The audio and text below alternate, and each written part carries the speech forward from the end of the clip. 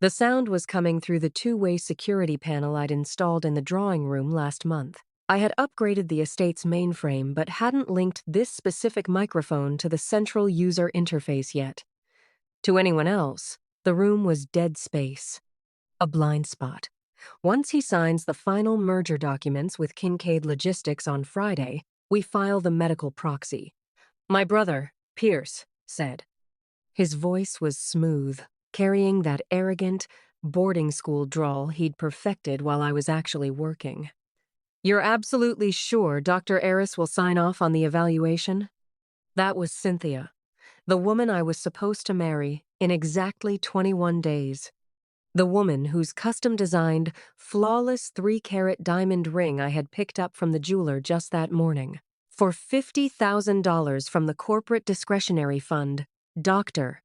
Eris will swear Robbert thinks he's a glass of orange juice, Pierce laughed. The clinking of glasses followed. They were drinking my scotch, celebrating my demise, in my own home. You get temporary control of the estate as his devoted soon-to-be wife. I take the CEO chair while he's in recovery at that private facility in upstate New York. Everybody wins. I didn't drop my glass. I didn't storm down the hall. My heart didn't even race. My name is Robbert Pannabaker III. I spent the last 10 years of my life turning my grandfather's failing logistics firm into a $500 million empire. I worked 80-hour weeks. I sacrificed sleep, relationships, and my own youth to pull the family name out of the bankruptcy courts.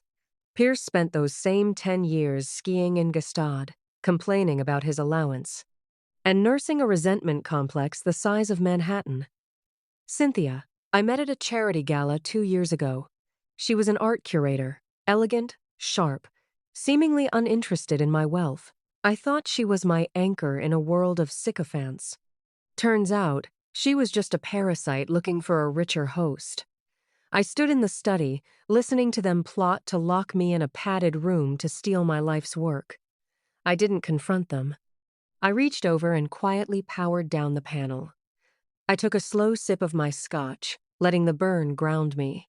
Then, I walked down the hall, stepped into the drawing room, and smiled. Cynthia jumped slightly, covering it with a wide, beaming smile. Darling, I didn't hear you come in. Just finished up some emails, I said, walking over to kiss her on the forehead. She smelled like the Tom Ford perfume I bought her in Paris. It made my stomach turn, but my expression remained perfectly serene. Pierce raised his glass. Rough day at the office, big brother? You have no idea, I smiled, pouring myself a second drink. But things are finally falling into place. I think Friday is going to change everything. Cynthia looked at Pierce. They shared a fleeting, triumphant glance. They thought I was walking willingly to the slaughter. But what they didn't know was that while they were planning my downfall, they had just handed me the shovel to dig their graves. The next morning, I didn't go to the office. I drove to an unmarked, brutalist concrete building downtown and met with Chris Rayner. Rayner wasn't just a corporate attorney. He was the kind of lawyer you call when you want to erase someone from the chessboard completely. No flashy suits, no pleasantries. Just cold, dead eyes and airtight contracts. I need to quietly dissolve my current holding company, restructure my private assets, and launch a ghost audit, I told him, sliding an encrypted USB drive across his heavy oak desk. This contains an audio file. Listen to it. Rayner plugged it into his isolated terminal. He listened to the entire 3-minute recording of my fiancée and my brother. His expression didn't change a fraction of an inch. If they paid this doctor out of company funds, that's corporate embezzlement, wire fraud, and criminal conspiracy, Rayner said flatly. Do you want to go to the police? Not yet, I replied. I want to let them think they're winning. If I hit them now, they'll scramble, hire defense attorneys, and try to settle. I don't want a settlement, Marcus. I want a slaughter. I want them to have absolutely nothing left by Friday at noon. Rayner nodded slowly.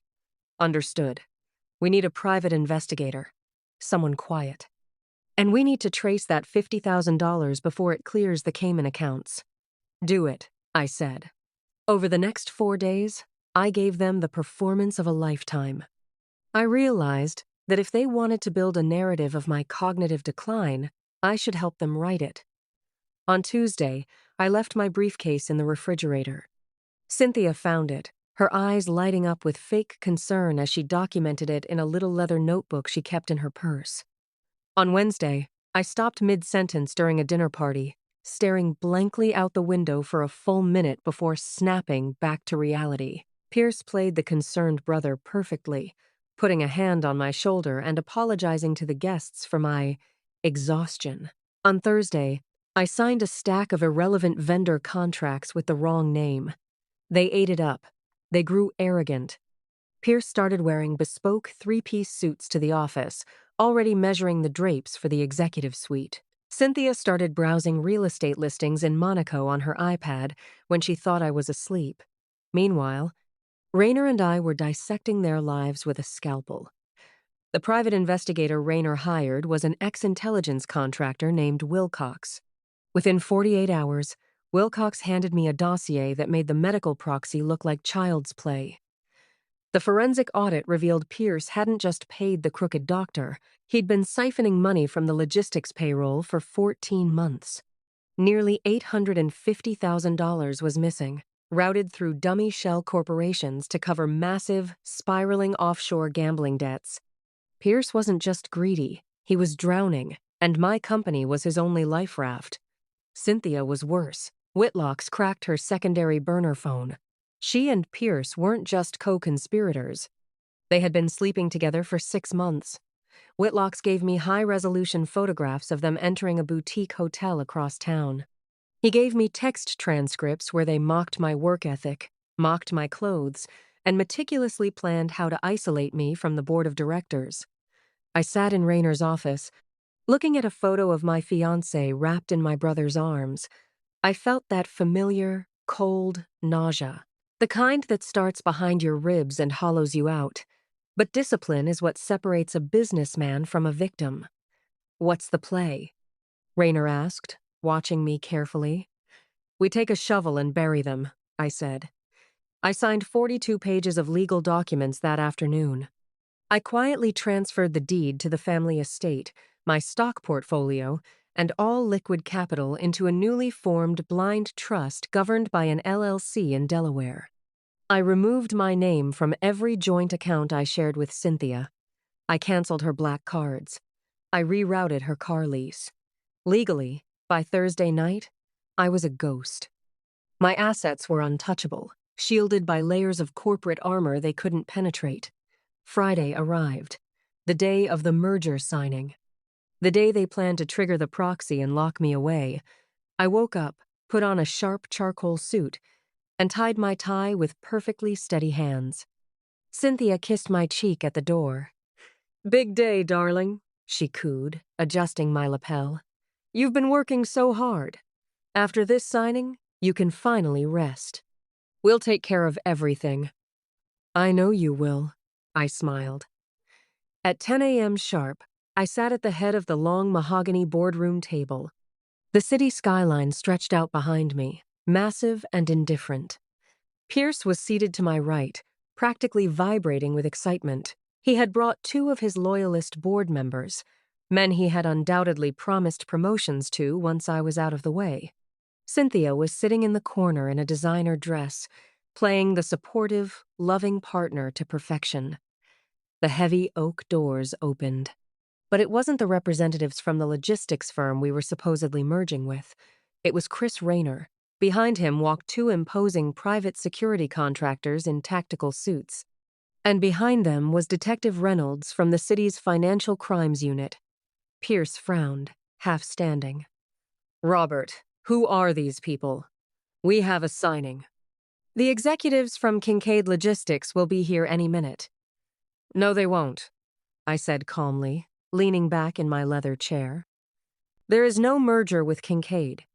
I fabricated the email chain. I needed to ensure you were both in this room, at this exact time, feeling completely victorious. I slid a thick, heavy manila folder down the polished wood of the table. It stopped precisely in front of Pierce. "What is this?" Cynthia stood up, her voice suddenly tight, the supportive facade cracking.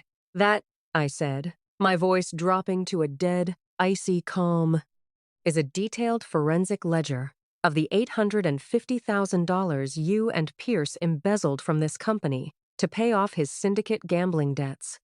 It's also a certified transcript of your conversation in my drawing room regarding a fraudulent medical proxy." Pierce opened the folder. His eyes darted across the highlighted bank routing numbers. The color instantly drained from his face, leaving him looking like a corpse. "Robbert, this is a misunderstanding," Pierce stammered, his confident drawl vanishing into a pathetic squeak. "You're stressed. You're exhausted. You're not thinking clearly."